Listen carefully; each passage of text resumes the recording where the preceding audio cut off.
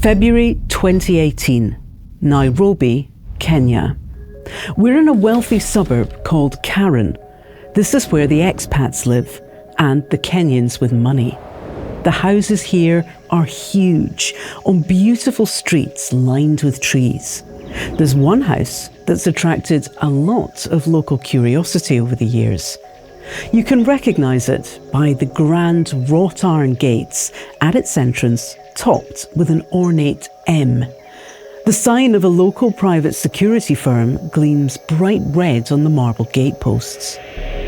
If you peer through those gates, you won't be able to see much through the trees.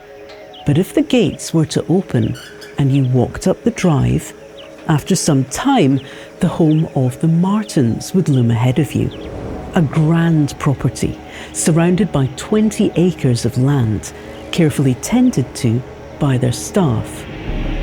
This is where, on a Sunday evening in February 2018, Mrs. Martin returns home to find her 76-year-old husband sprawled on the bedroom floor, face down in a pool of his own blood.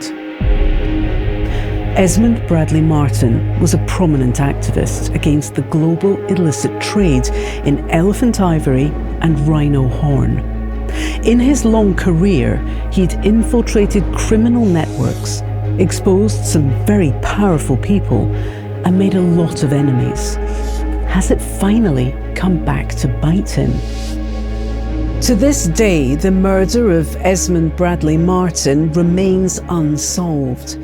At first, the media reported he was the victim of a burglary gone wrong. But in this episode, you'll hear from people who knew Esmond as a friend, and bit by bit, we'll piece together strange, inexplicable details that question that account and suggest a different story altogether.